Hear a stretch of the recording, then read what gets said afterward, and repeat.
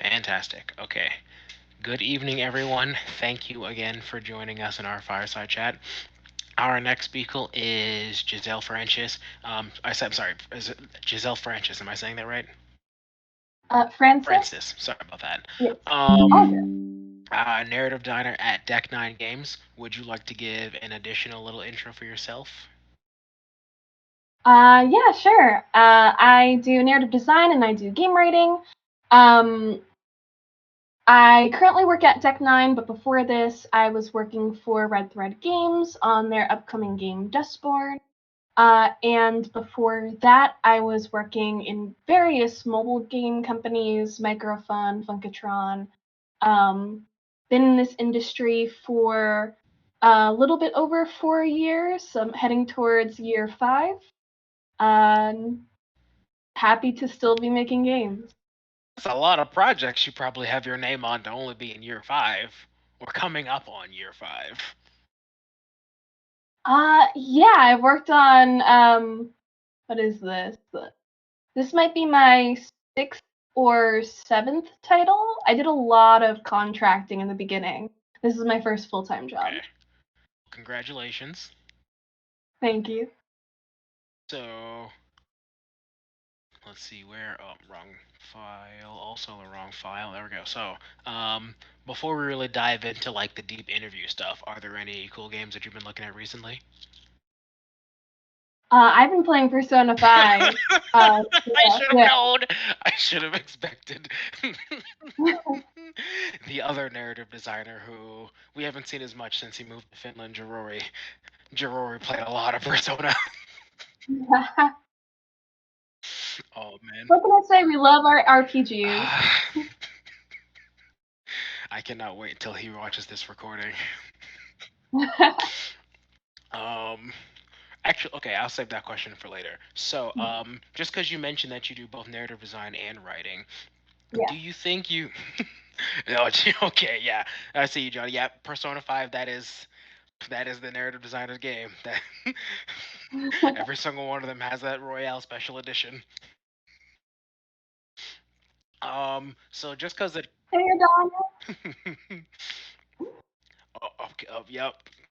So, just because it was mentioned before, or you mentioned it, that you do both narrative design and writing, do you think you could give us a sort of brief, like, explanation of what, like, the difference is between those two?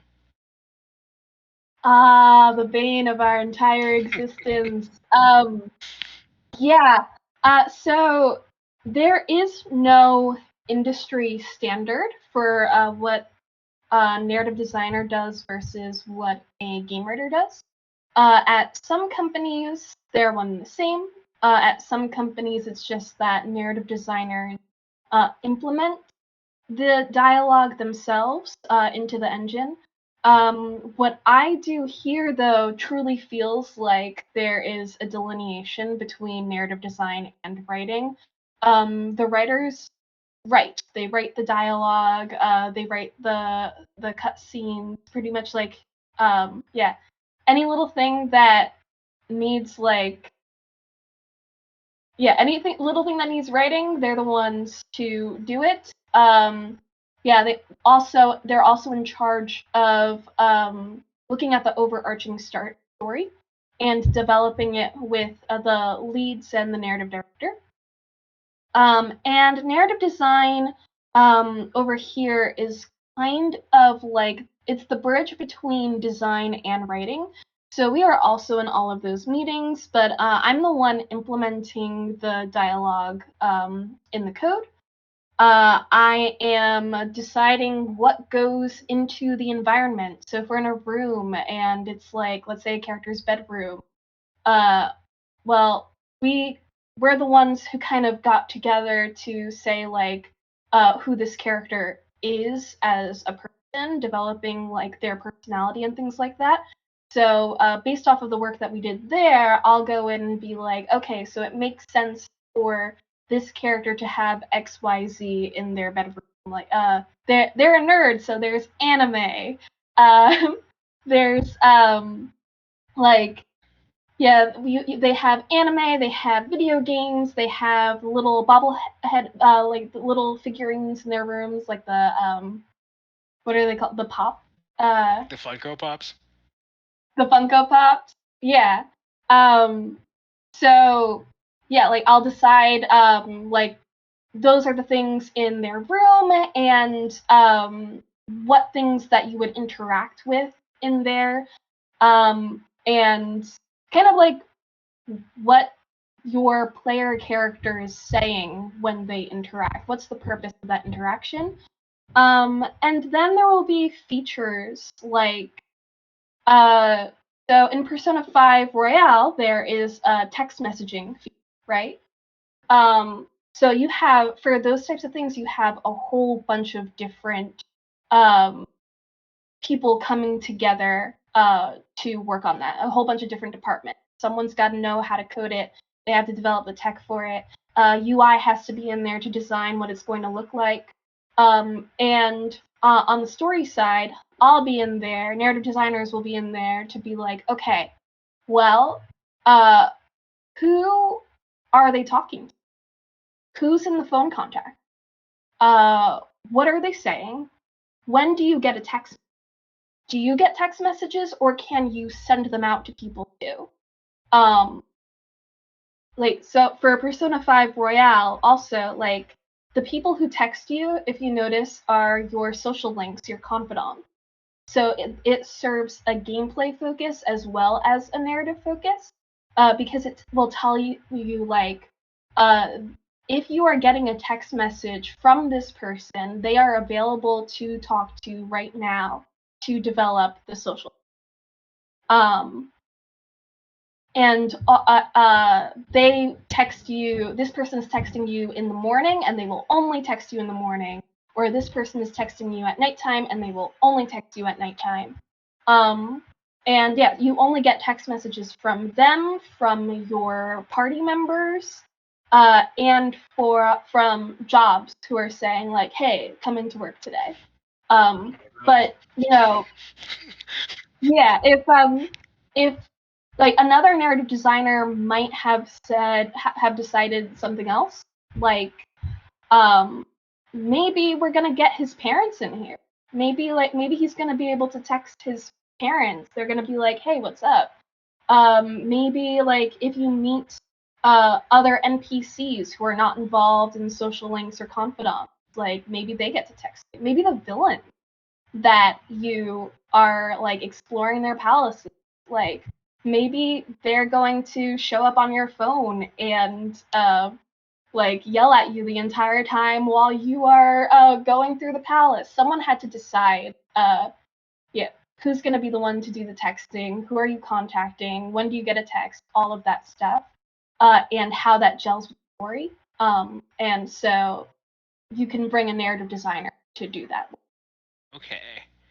So it's really interesting. Or just jumping back to something earlier you said when you mentioned like the placement of like the assets in their room, because that seems like you'd be working a lot with like the environment artists and like level designers, and that's not what, like, if you asked me to just guess who you like collaborate with most, that's not what I would have guessed. So that's really interesting. Yeah. Bridge between both departments. I am working. I do most of my work with the other writers, um, with the narrative department. But yeah, they'll be off in the writing silo.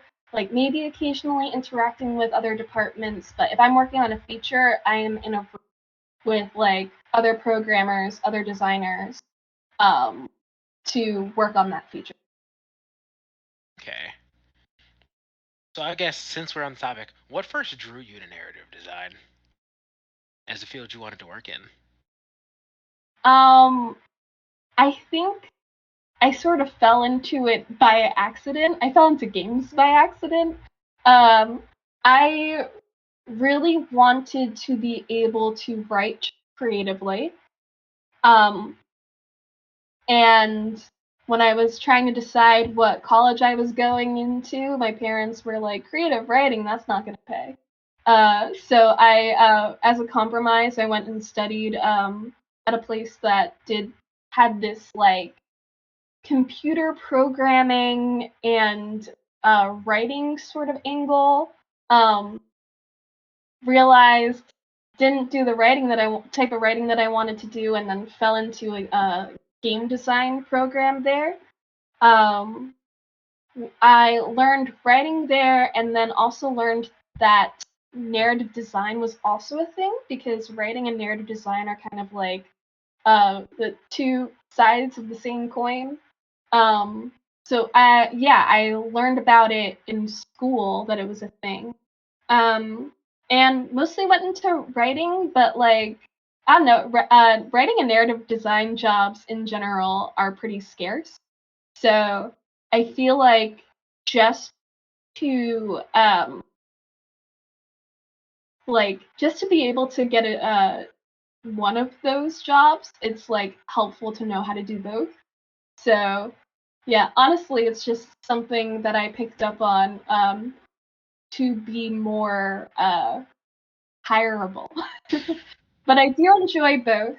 And yeah, I think I got picked up on for a narrative design job because I learned both writing and design in school.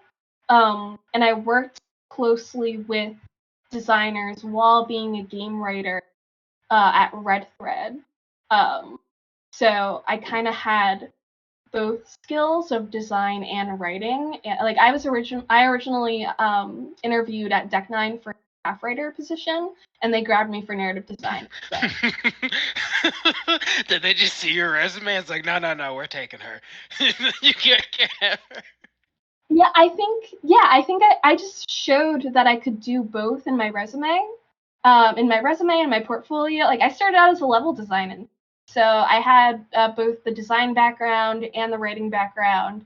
And I think that they saw that I could do both, and they had a whole bunch of people that they were like, they get thousands and thousands of applications, and I feel like it can be a little bit rarer to have a writer who can um, code in the tool, or who also knows the design process. So I think that just helped me out, and yeah, that's how I got into narrative design. Just being really good at a bunch of things. It's awesome. Yeah, because I can do both. Yep, there it is. There it is, Johnny. She's just like, yeah, she's a unicorn. She just has so many skills. Just like that team's like, no, no, no, we're taking her. You guys can go check the rest of the resumes.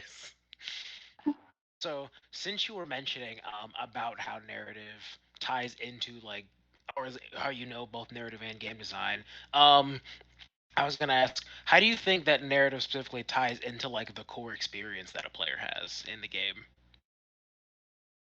Um, I think that kind of depends on what game you're working on. If you have a like single story narrative like Life is Strange True Colors, the narrative is the game. Um, but if you have like a game like Journey, right? Uh, Journey is it's kind of like it's all vibe. Like The vibes. you're going around, you're moving your character and kind of like just yeah, moving around in a space and collecting like these little like it's been a second since I played Journey, but you're moving around in this like world and exploring it, and like it's like I think it's a little bit platformer where you're like climbing and like flying through all of these different spaces to collect these little like cheap things. Um, but for a game like that, which I don't know if they hired narrative designers for that, but the environment team was definitely doing narrative design.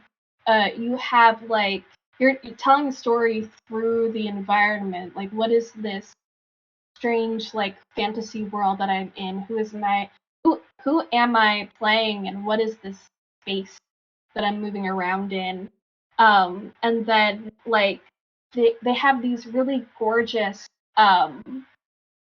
sort of like I remember the panels that kind of like give you insight into like these characters' histories and just like learning by playing and by exploring and then communicating if you happen to be playing in multiplayer, communicating in chirps with the other player to get through. Um, yeah, like there's like some subtle narrative design happening in a game like that, that sort of takes a little bit of a background to. Sorry about that. Oh no. Is it one of your adoring fans? It's my dad, who does not know that I'm doing this. We'll talk later. Is it someone else trying to give you a narrative design job? So I like that like each of your answers just sets up this perfect segue for the next question. Is like just makes my job as a host so much easier. So you mentioned like in Journey that a lot of what they do with the environment is sort of telling a story through art. And Yes. we said that a lot of games where like the narrative and gameplay feel like completely disjointed, where like there's Mhm. things where it doesn't feel like those two departments even spoke to each other. Yeah. So, like, can you think of other examples? Like, beside, I mean, obviously you mentioned Journey. If you want to go more into that, that's cool. But some other games where you really see that, like, gameplay and the narrative are like very like tightly coupled together. Have you played Chicory? I recognize the name, but I have not. So Chicory is it's like this playable coloring book. Um, you have your little character. All of the characters are animals. So you're playing this little dog character. Most of the world is in black and white, and it is your job in the story to sort of take up this magical paintbrush and color in the world and solve this mystery surrounding your friend who used to wield the paintbrush. There's like color is seeping out of your world. Like it starts out that it's colorful, and then it when color seeps out of your world and becomes black um and the story in there as well, though, it's all about mental health. It's about mental health and it's about imposter syndrome. And I think so. I think that there's some really intelligent narrative design going on in just what mechanics they chose for the game to coincide with the story that they're trying to tell. Because like I have a whole bunch of people in my life who have struggled with mental health, and a lot of them have like bought those like adult coloring books to kind of like uh just as a coping mechanism to help themselves out with that. I know a bunch of people who do. So to have like this activity that people use in real life, and then to kind of turn that into the game, and to use that as a tool to talk about like um, this character's mental health struggle, the symbolism of like the world draining itself of color, because the because the character like is dealing with depression. Like I can relate to that a whole lot. And then also, that character is an artist and they have imposter syndrome and they're dealing with whether or not they're good enough as an artist and whether or not they're worthy enough to wield this paintbrush to do art. All of those themes and that story work really, really well with the mechanic of just painting the world. And it's painting and it's platforming, um, and just exploring this world to try and figure out what exactly is the cause of this loss of color. And so I think that those themes and the mechanics tie very nicely all together. Are those like the three like sort of like core mechanics of trickery, just like the painting itself? Yeah, it's painting, it's platforming, and there is an aspect where you have kind of like some characters' shadow selves, where you're getting into like a paint battle against the person's shadow self. Okay, interesting.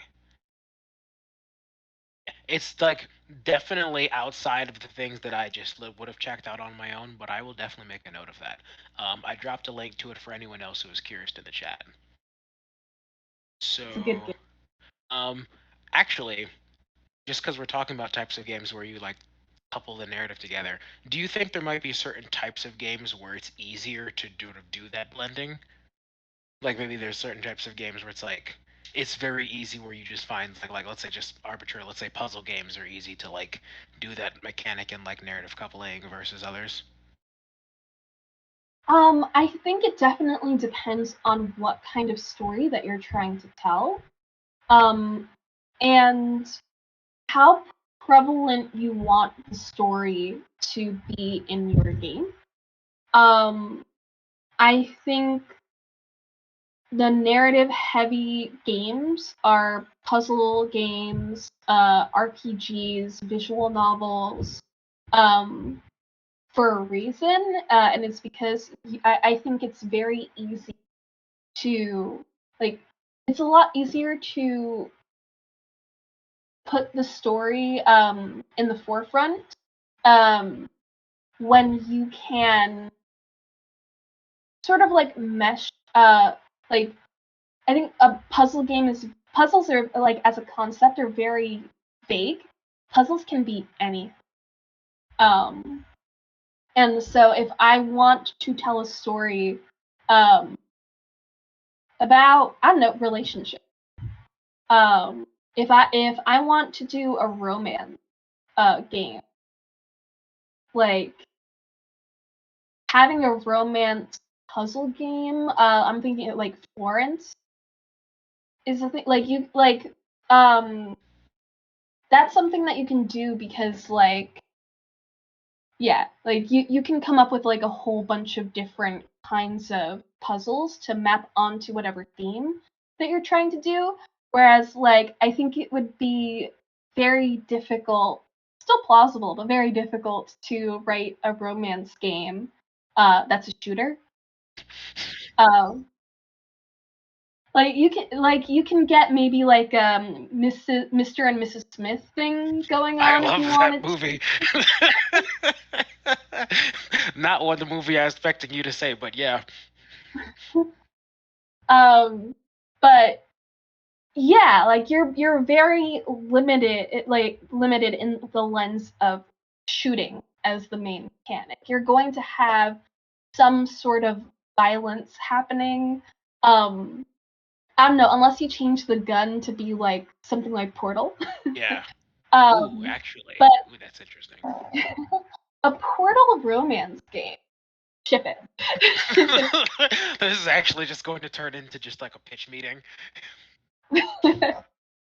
um, but yeah, like the action of shooting, it's very. I think like if you want to have a game where the theme doesn't involve violence, like shooting, you're not gonna make an FPS.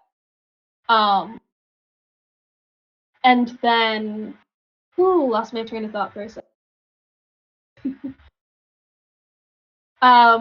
Things like MOBAs or multiplayer online battle arenas.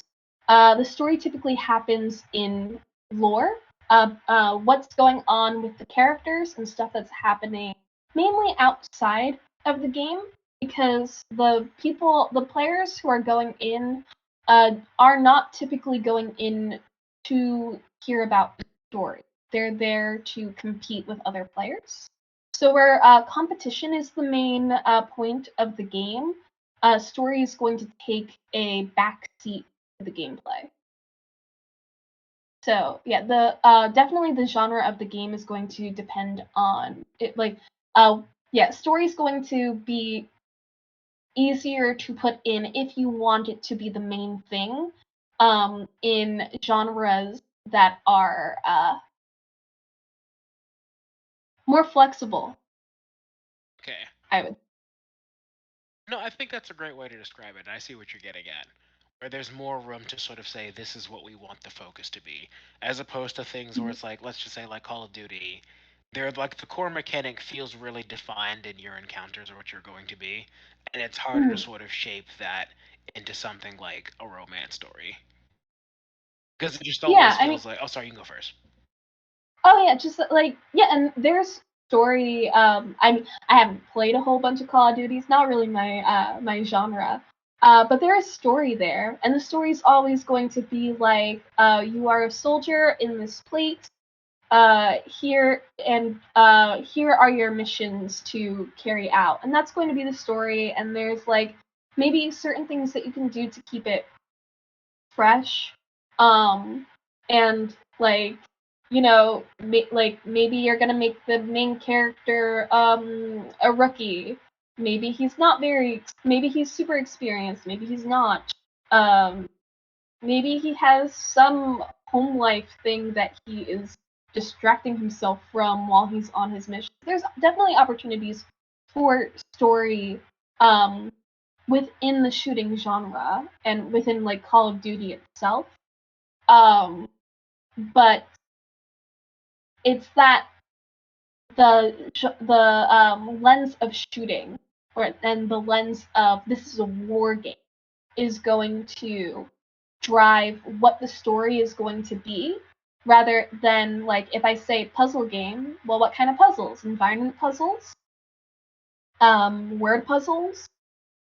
You got like it could be a like detective game. It could be like yeah, you there's yeah detective games. There's like games like Contrast where you have like this like little fantasy.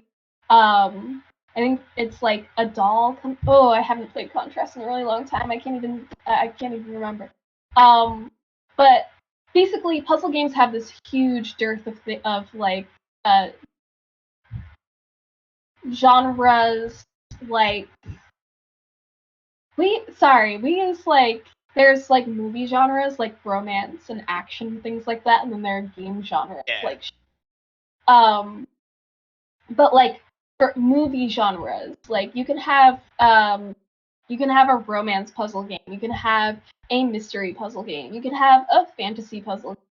uh Puzzles are flexible. Shooting is pretty much always going to be action. And you can flavor it in different types of ways. Like Portal's technically a shooting game, but it's a shooting puzzle game. But yeah, once you put a gun in someone's hand, like that's going to change the lens of what that story can be. I was like, there's a joke there, but I'm like, no, no, no, I can do that after the fact. And we're hanging out later.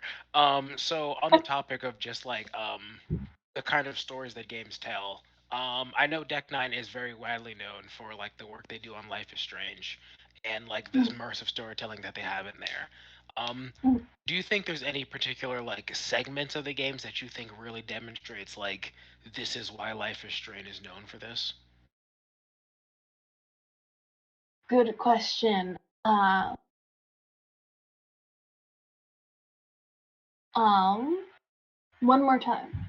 So, can you think of any particular segments in any of the Life is Strange games that really demonstrate like the strength of its like narrative storytelling or its narrative design?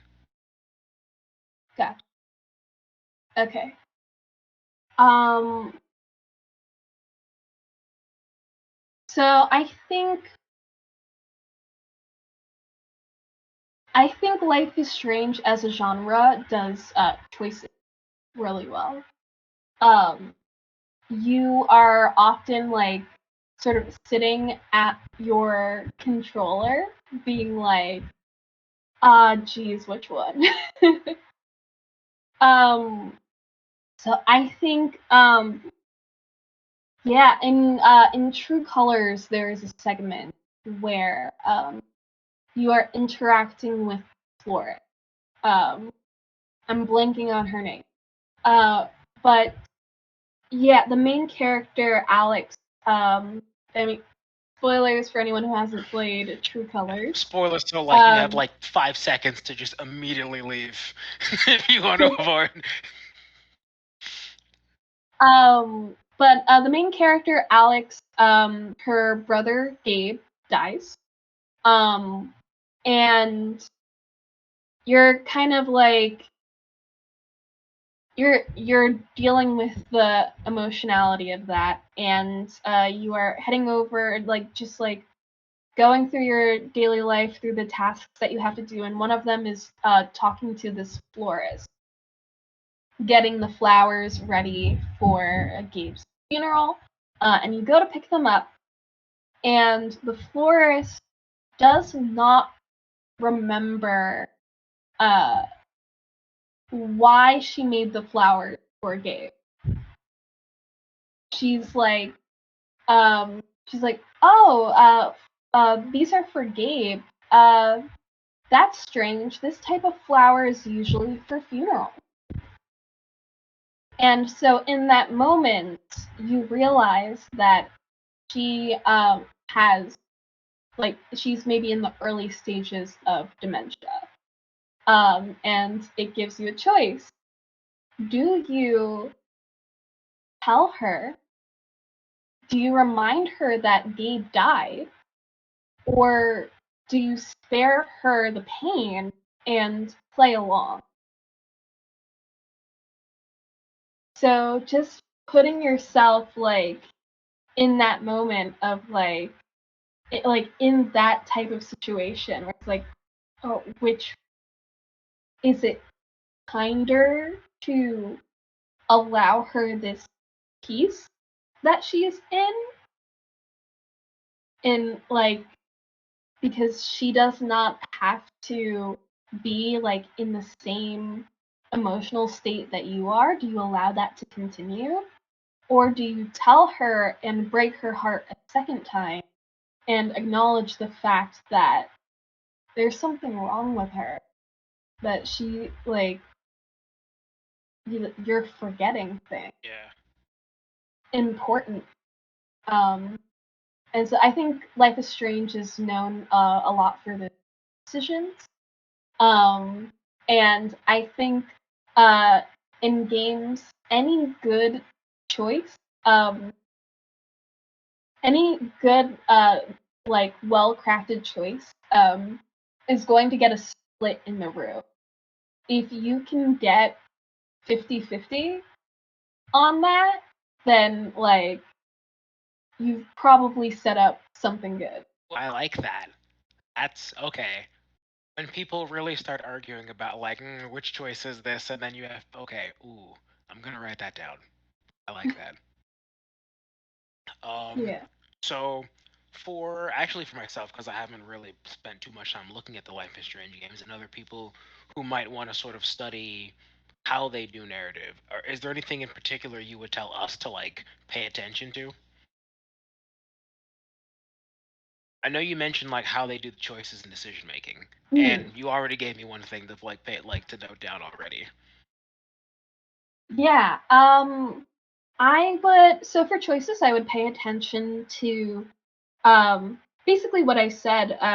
Like if you are spending a really long time trying to decide um, which way to go, that's something to note because like there are some choices that where like you'll check in the end game stats and it's like 90-10, and so it's like, okay, you didn't get 50-50 on that. So like it's like everybody's going into one camp.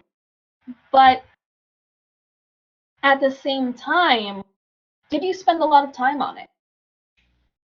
Did it make you sit there and think for like 20 minutes at a time trying to decide which one you're going to do?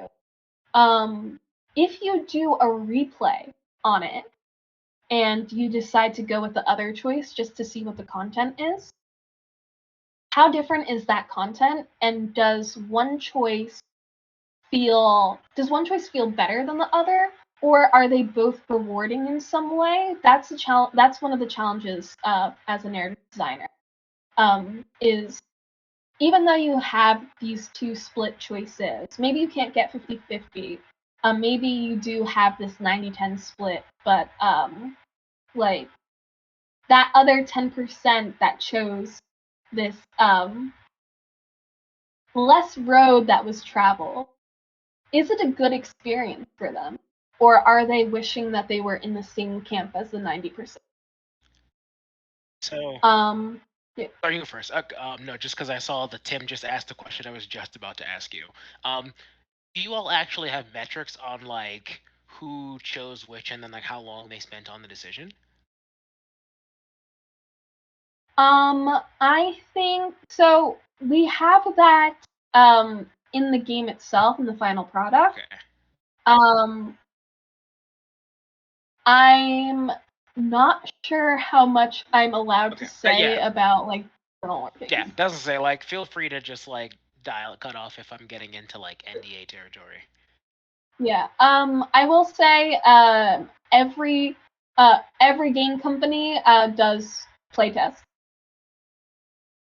Gotcha. Yeah. Yeah. So one last question before I get into opening up, because I see that I know Tim definitely has some questions to ask you.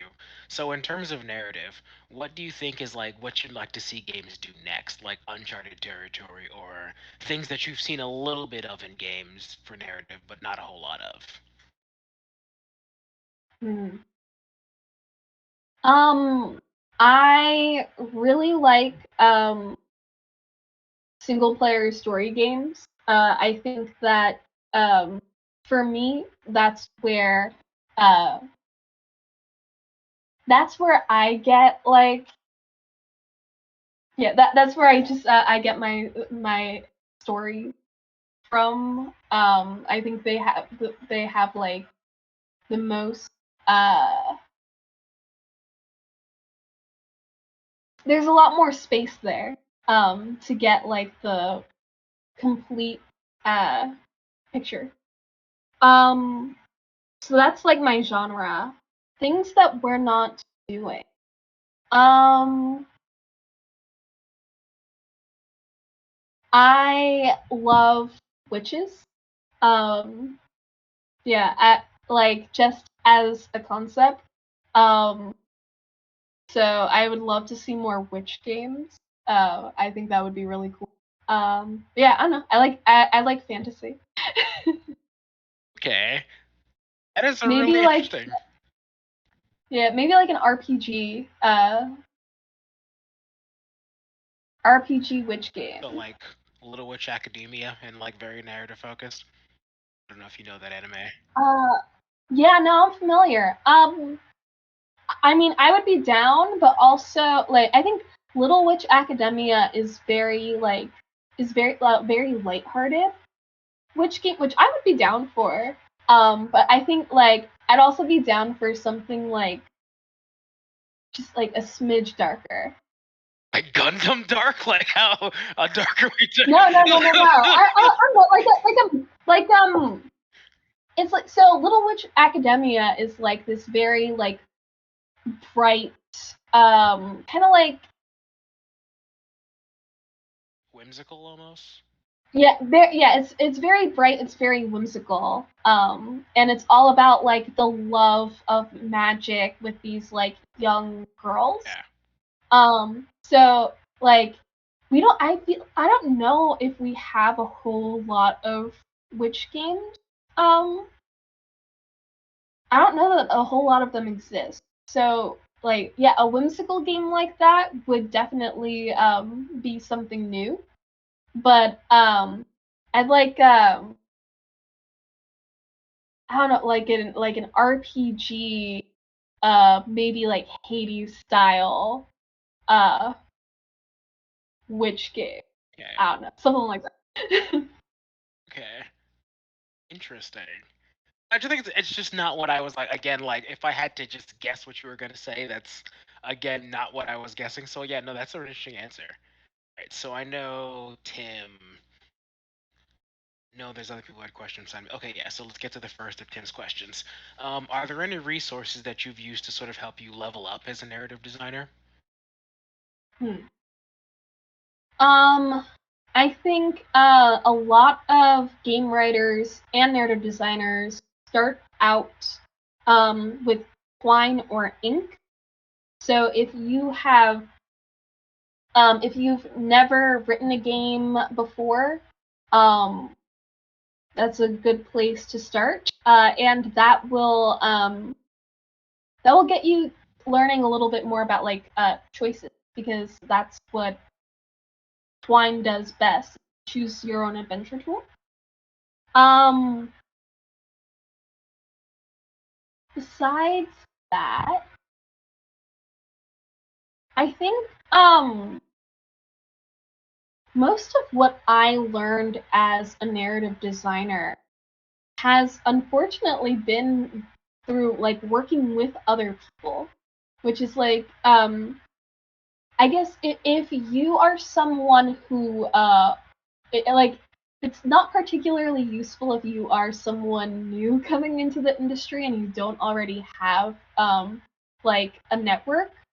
Um, but if you do, and if you have like level designer or environment artists around you, um, I think working with them can be very useful. Um, when I was working on Dustborn, a big thing that I learned, I think I learned a lot of stuff through that because I would write the story and then I would be paired with the level designers to see what my writing looked like and sounded like in an actual space. So like the stuff that's on the text is like on the screen or on paper is very different when you're actually in the space and you can see and hear how long your lines are going, um, and how far you have to walk when they're saying. And that will like figuring that out will help you to kind of like maybe shorten or lengthen as needed. Um, Oh, so like interesting. yeah. So it's almost like if you're writing it almost like it's a book, that's a very different context than it needs to be like an interactive experience. And like learning to sort of visualize that difference. Yeah, I could write like 5 lines, and then I look at how like the length of the sentences, and on the paper it seems very short. But when the actors or whoever is performing it, um, and then you get into the space and you realize that your walk and talk um, is actually supposed to be like maybe 30 seconds long, and the thing that you've written is a minute. Like you get to the place where you need to go, and you still have like 3 lines or And something then dudes are to just go. standing around talking outside for like another minute. Mhm. Yeah, so seeing the space is very helpful. Um, and being able to like visualize it and work with level designers can help you if you want to kind of learn the skill of like yeah filling an environment. What kind of item, if you have a character, or I guess you don't need a level designer for this. So here, exercise. Here's an exercise. If you have a character, one of your OCs, and you're like, what does this person's bedroom look like? What does their workspace look like? What does their like? What's in their living room? What's in their kitchen? What would you fill their space with? Um, and what's interactable in it? Like, am I gonna like walk up to the blender, right, and interact with that? Like, why am I interacting with the blender? Um, are there like what's interesting? What's the first thing that catches your eye? And I think you can kind of do that for yourself to get yourself thinking about that, but then you can also um, kind of watch movies or other video games and note like if I'm seeing a character's space, a character's bedroom in a movie, where does your eye go? Um, what are the prominent things that you're noting in the scene, and what does that tell you about that character? Video games, same thing, but now what can you interact with? What did those designers say was the most important thing for you to be looking at? And what is the character saying? Interesting. So, just a question that I just popped into my head. I'm gonna go then and go to Johnny's. So you mentioned like when you write the dialogue out and then seeing the difference between when it's actually being like spoken. Do you all just have like temp tracks? Like let's just say a designer will read the dialogue to sort of fill that space, or do you actually have like the voice actors performing it and then you adjust and then they do it again? Um, I'll say for my last job, it kind of had like the words on the screen, Yeah. and it had like this little timer for like how long it would estimate that would be, and so like yeah, we would get to it's just like the speed of text, Okay.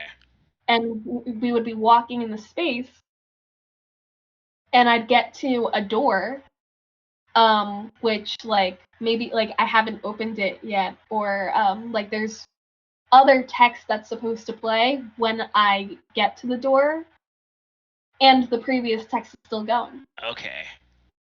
Interesting.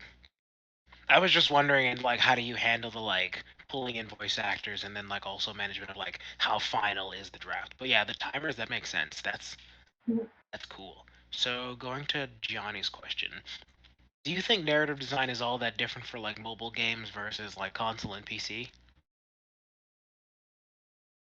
Um, I think the skills are pretty transferable, but it also yeah, it's just the genre that you're working in. Um, most the mobile games that I worked on were all match 3. So that's going to lend yourself to a certain type of storytelling versus like being in these uh open world. Um yeah, and I think also like I did game writing the for those match 3 games. So I wasn't doing a whole lot of narrative design for those.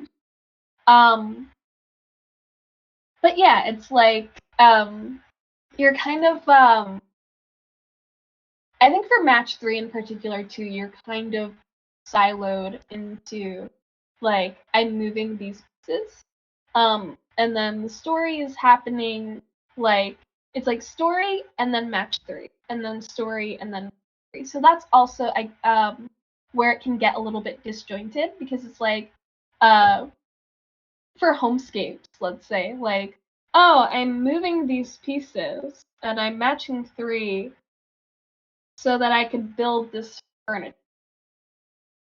Like that's not really talking. The mechanic is not really talking to the story.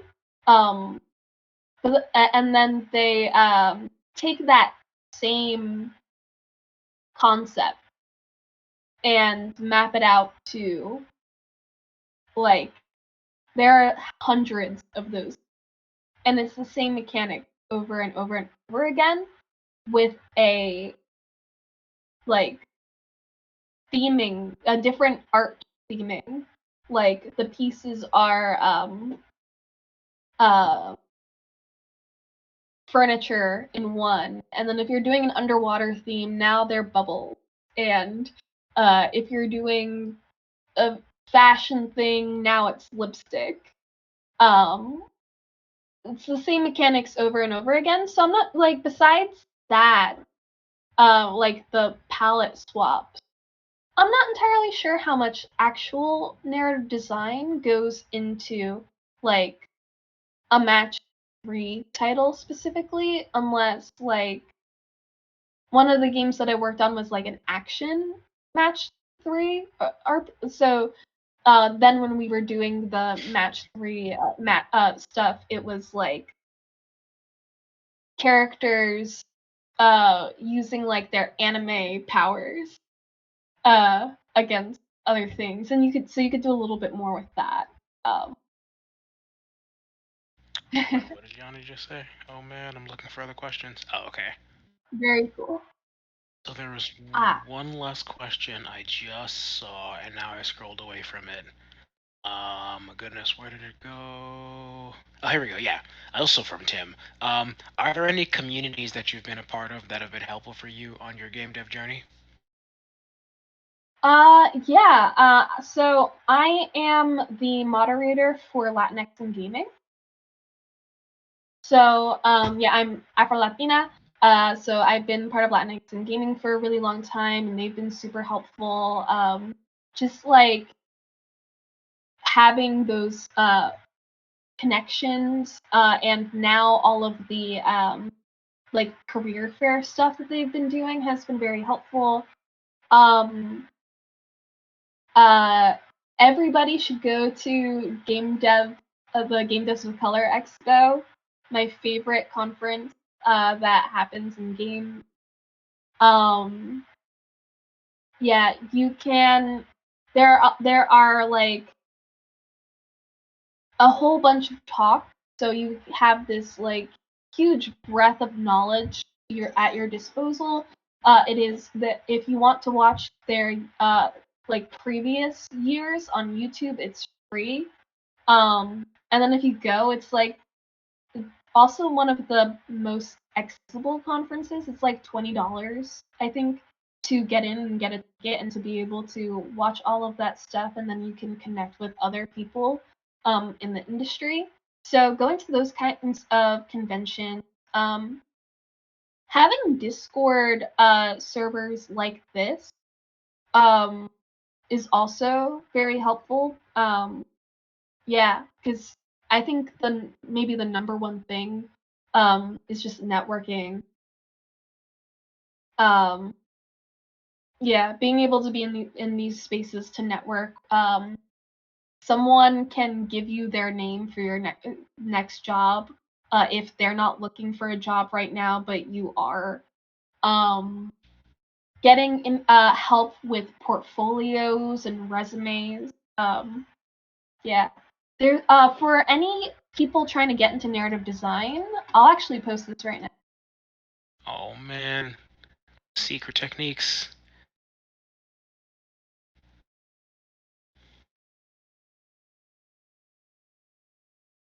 There's the IGDA game writing server. Ooh. Um, yeah, if there is a job being posted for game writing or narrative design specifically, there is a 90% chance that it has already been posted in that server. If Discord overwhelms you, because I know so many people who have a million of them, just literally, I have every single channel in that server muted except for job posts. That's great. So you can do that, or you can network with the people in there. You could go in there for help if you want to. I have everything muted except for job So posts. you can speak to them, I guess. No, I'm just messing with you. But no, that is actually a good thing to use. That like point out that like it can be very easy to like see a Discord server and just see everything going on it and be like, this is too much. But if there's a particular part of it that's useful, there's nothing wrong with just muting it and just focusing on the part that's useful to you. Mhm. Yeah. Um, so I will say thank you so much for you doing this. We've kind of gone through everything, and I think we've gone through all the sent in questions as well. Um, this has been fantastic. Thank you so much for participating and agreeing to do this with us. Yeah. Thank you for having me. Not a problem. So, usually there's a few of us hanging out in like the casual chat and chill afterwards. If anyone else has to run for the evening, that's totally fine. Um, as soon as we have the recording like saved and uploaded to YouTube, I'll just DM it to you, and then along with like sharing it to the server. Other than that, this wraps up our next fireside chat. Everyone, thank you for Thank you. care, everyone.